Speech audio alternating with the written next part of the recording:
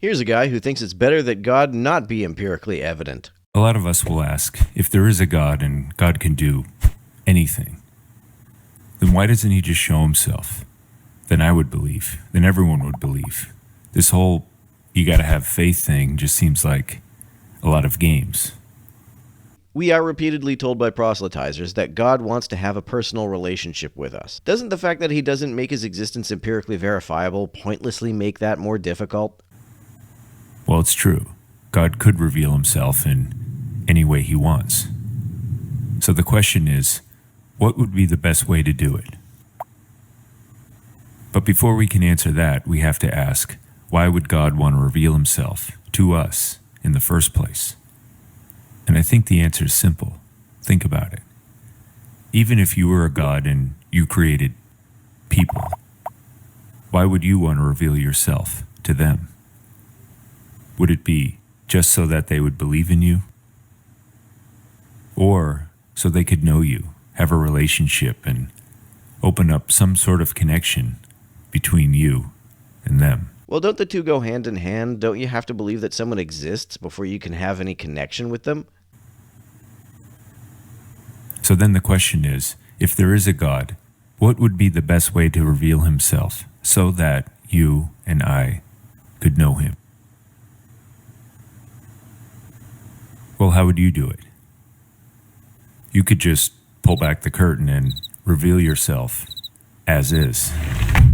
But I don't think we'd be quite ready for that yet. Why would everyone run screaming? If God is such a perfect and loving entity, why would that be so scary? And I don't think I could relate to a being that's so far beyond me in every single way. Then how can you have a relationship with such a being? Whether he reveals himself or not, and regardless of how he reveals himself, that's going to be a problem. You could cause all kinds of cosmic signs and wonders. Like, I don't know, big cosmic signs and wonders. And these would probably work for a little while, but let's be honest, people are fickle. And after the 20th or 30th cosmic wonder, we'd be like, oh good, the sun disappeared again, as I'm driving to work, in the dark. Also, that wouldn't convince me of the existence of a timeless, spaceless, disembodied mind, because such an entity would still not be coherent to me. So even if cosmic wonders happened, I still would not understand what it means to say that a God is responsible for them. If God is to reveal himself to me effectively, I first have to understand what God is and what it means to say that he exists. If I don't understand that, I'm not going to know how to recognize any empirical evidence for such an entity. Again. And there's nothing personal about some cold cosmic force. Right, that's why I wouldn't see cosmic wonders as evidence of a person at all, let alone a supernatural one. You could come up with a way to reveal yourself to every single person who ever walked the face of the earth, individually. But doesn't this seem a little door-to-door salesman? Hey, how's it going? So what? If God wants a personal relationship with each of us, what's the problem with him introducing himself to each of us? And when would you do it? At what age? For how long? Would you just show up in someone's life, physically, spiritually, a voice in the head?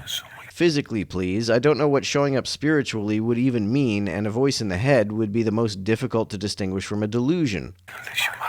And just for clarity and continuity, if you're going to reveal yourself, doesn't it make more sense just to do it once and for everybody? Well, not everyone is around all at once, so how would that work? If you're hinting at Jesus, he didn't show up for everybody. He didn't show up for the people who were already dead, or the people who weren't born yet, or even for everyone on the planet who was alive at the time. He showed up for the few thousand or so people who met him in person, and the rest of us are supposed to take the word of others about it. Rather than billions and billions and billions of times. How about this? He shows up, does regular miracles, and sticks around permanently in order to maximize the number of people to whom he appears. I'm sure you could very easily just make everyone know you by infusing yourself into their brains, which means no freedom for us. If he just presented each person with the evidence that would convince each person, then everyone would be convinced. There's little, if any, freedom in that. You don't have much control over what you do or do not find convincing. But even if it did take away some freedom to choose to believe that God exists, why is that freedom so important? Why does it matter whether belief in God is your choice or not? If God's goal is to have a relationship with us, why is it so important that we make a free choice to believe that He exists? I didn't choose to believe in the existence of anyone else with whom I have a relationship. I believe they exist because they are empirically observable. Does that undermine the value of those relationships? But you can't force a relationship. Who does that? God forcing us to believe that He exists is not the same thing as forcing us to have a relationship with Him. But suppose He programmed our brains such that we were all born knowing and loving Him. It's not against our will if He makes it our will. That's why it's not analogous to a shotgun marriage. I mean, would you rather your spouse choose you out of their own, free choice? What would that mean exactly? I would like my spouse to love me because they were enthralled by my virtues. Why would I want their love for me to be causally disconnected from any of my qualities? I would rather their love for me be caused by my lovable characteristics. If their love for me is some uncaused, spontaneous occurrence, then in what sense do they really love me? Or because you somehow altered their mind and will? That one. I would like it to be because my virtues had a causal influence over their emotions. Otherwise, their emotions are not at all a reaction to me or anything about me. Rather, they would just appear for no reason. Or you could just become one of them. Cross over into their time and space. Is there a different time and space? Is God from another universe? Their history. And take on all those little things that make us human. Which one of these do you think would be the best way to reveal yourself? Well, but I'd stick around after resurrecting instead of ascending into heaven, whatever that even means. Imagine how many more people would be Christian if Jesus stayed alive all this time and continued performing miracles. And if you do become one of them, you could go as anyone you want. A king, a political ruler, a powerful CEO, a superhuman, someone born in that thing you feed your animals out of. I don't know about you, but I know which one I'm following. Well, I can't guarantee that I'd follow any of them, even if I were convinced that they were God. But is that enough? I mean, you can't just show up in history and start telling everyone you're God. Hey, I'm God. People would either think you're out of your mind crazy or just 100%. And if you ascended into heaven, leaving the religion you started to people who have nothing but a bunch of far-fetched sounding stories, lots of people are going to think they're crazy. You'd need something else. What if you pre-announced that you were coming? You could inspire a bunch of different writers from different times and different places, all to write about you, long before your foot ever hit the ground. That's a good idea. Just make sure to announce a specific time and place instead of vague prophecies with no specifics, so it's clear that the prophecies are being fulfilled and your appearance is not just a coincidental resemblance.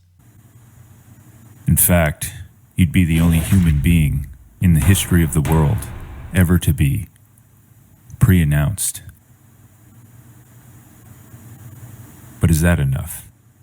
No, you're putting the cart before the horse. First, you have to present a coherent definition of what a god is before you can start presenting evidence. Otherwise, it won't be clear that the evidence is, in fact, evidence of a god. Even if God came to Earth in human form and stuck around performing miracles, I still wouldn't be convinced that he was a timeless, spaceless, disembodied mind because I still wouldn't understand what that even means.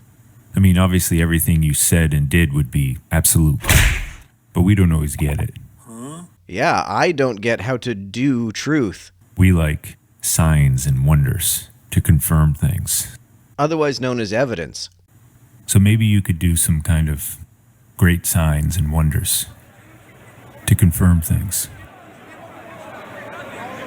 And maybe you can do them in front of each person so nobody has to take anyone else's word for it.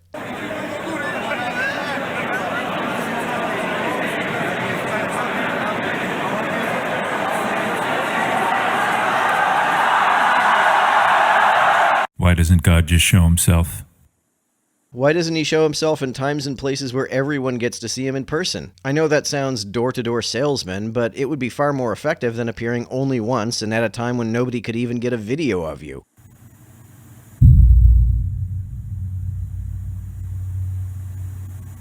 Well, he didn't do it anywhere I could see it, so what good is it to me? Now, I know some of you are thinking, yeah, but that was 2,000 years ago. I wasn't there. Do you think God is bound by space and time? I think by definition anything that exists is bound by space and time. To exist means to have location in space and time. To say that God can exist outside of space and time is effectively to say that he can exist outside of existence. I don't know what that means. And even if he isn't bound by space and time, whatever that would even mean, his presence on Earth was clearly bound to a certain period of time. He isn't still walking around in a physical body anywhere. Do you think your mind and your soul is bound by space and time? Yeah. And I know some of you may not believe in any of this, and that's your choice. No, it isn't. It's the consequence of not being convinced.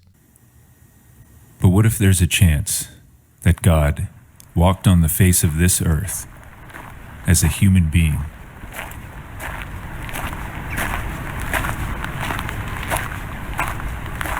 Well, it would be nice if he had stuck around so we all could see him.